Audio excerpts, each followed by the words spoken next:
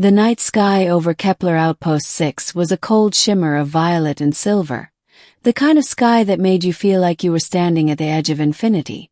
I'd gotten used to it after 6 years of working maintenance in this forgotten corner of the galaxy, but sometimes, especially on nights when the hum of the fusion cores was the only sound, I still felt small. My name's Jalen Voss.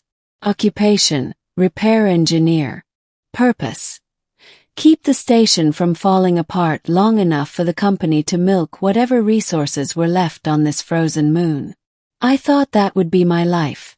Routine repairs, synthetic meals, and loneliness measured in light years. That was before the night the alien princess crash-landed in Bay 12.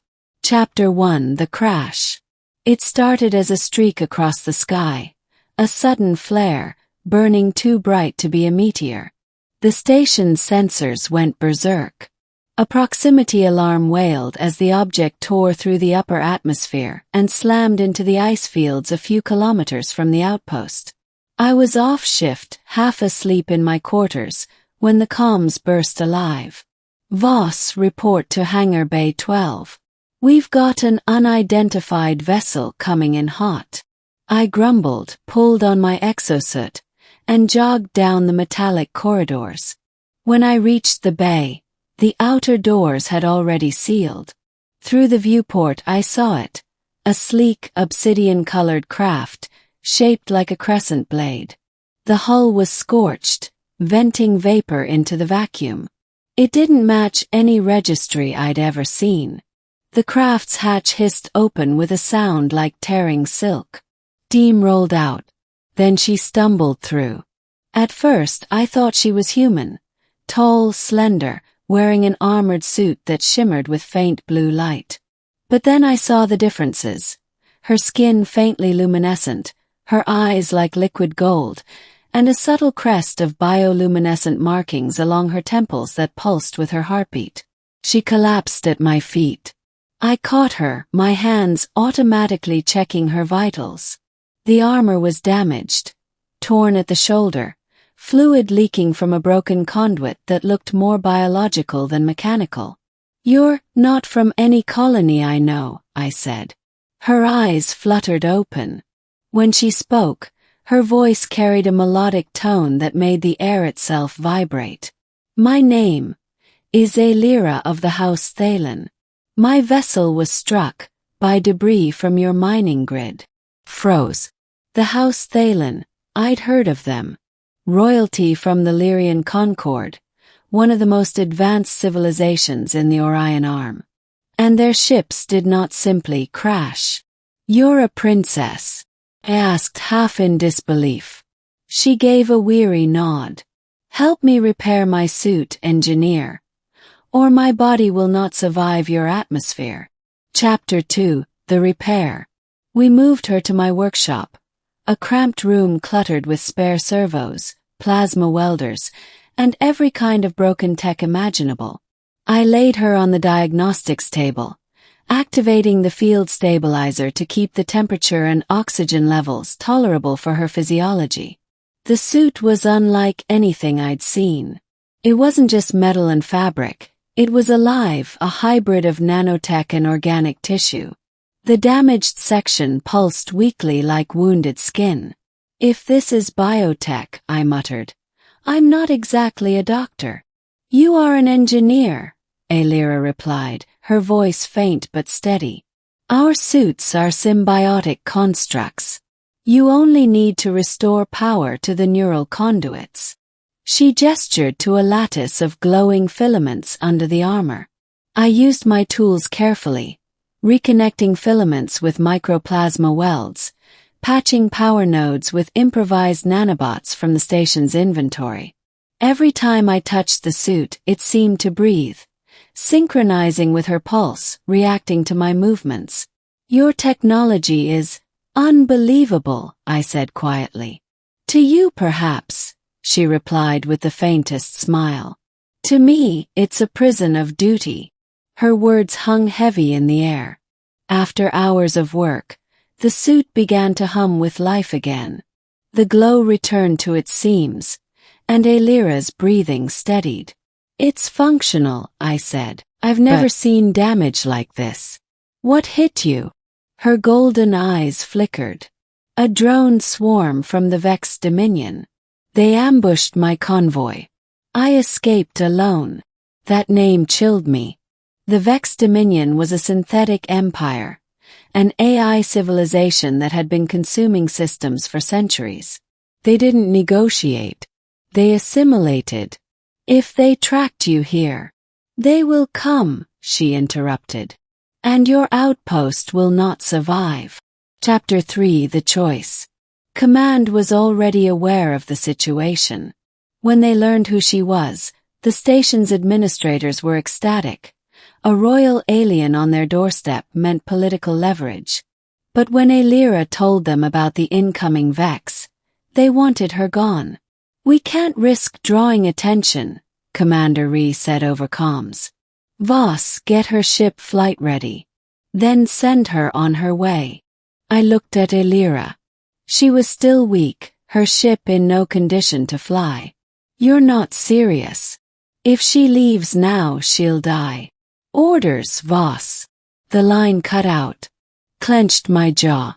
I'd followed orders my whole career. Patched broken systems. Looked the other way when corporate policy trumped morality. But this was different. I'm not sending you out there, I told her. Defying your superiors could cost you your position, she warned. If I do nothing, we both die when the Vex arrive. So yeah, I'll take my chances. For a long moment she studied me, as if measuring my soul. Then she nodded. Then we repair the ship together. Chapter 4: Working Against Time. For 3 days we worked side by side. Alira guided me through her ship systems. Organic circuits that pulsed with liquid energy, crystalline processors that responded to thought instead of code.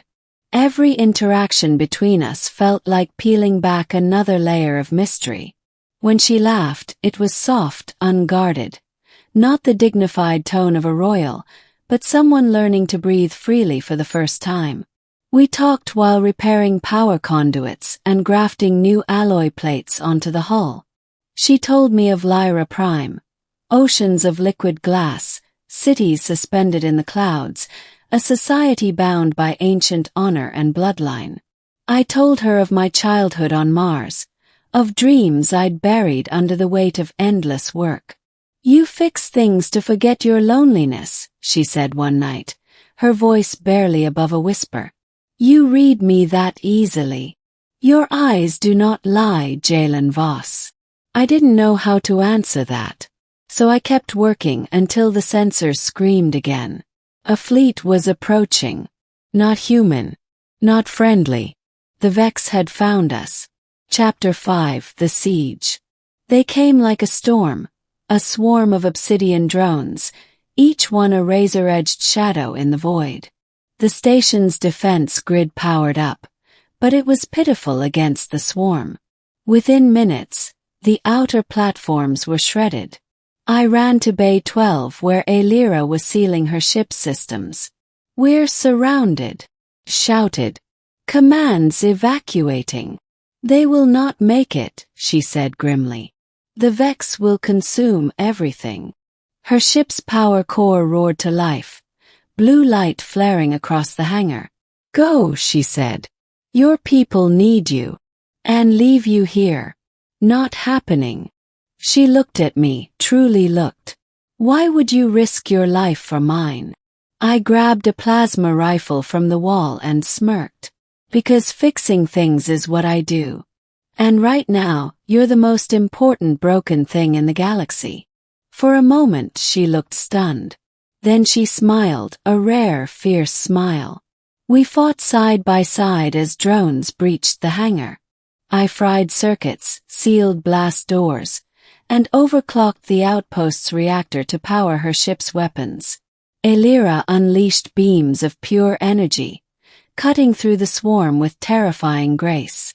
But there were too many. The reactor began to overload. I knew what that meant. If I reroute the plasma flow, I said, we can trigger a pulse big enough to fry the swarm. But it'll destroy the station. You'll die, she whispered. Yeah. But you'll live. She stepped forward, placing her hand against my chest plate. Her touch was warm, almost electric. No, she said softly. We both live. She tore a shard from her suit, a glowing core crystal, and pressed it to my chest. The nanotech spread like silver fire, fusing with my armor. It will shield you, she said. A piece of my life for yours. Before I could protest, she kissed my forehead, a Lyrian gesture of binding. Then she took the controls. The station exploded in a blinding pulse, vaporizing the swarm. Chapter 6. The Aftermath. I woke up to silence. The ice fields stretched endlessly around me. My armor systems flickered, sustained by the crystal she had given me. Her ship lay nearby, half buried in snow. I stumbled to it, heart pounding. The hatch opened automatically. Inside, Aelira lay unconscious but alive, her suit slowly repairing itself. Days passed as we recovered. No rescue came. The outpost was gone, the company silent. We were alone on the frozen moon. I used the remaining supplies to finish her ship's repairs. When it was finally flight-ready, she stood before me in full regalia, armor gleaming, eyes brighter than any star. You saved me, Jalen Voss, she said. And in Lyrian tradition, a life debt of this magnitude can only be repaid one way. You don't owe me anything, I said quickly.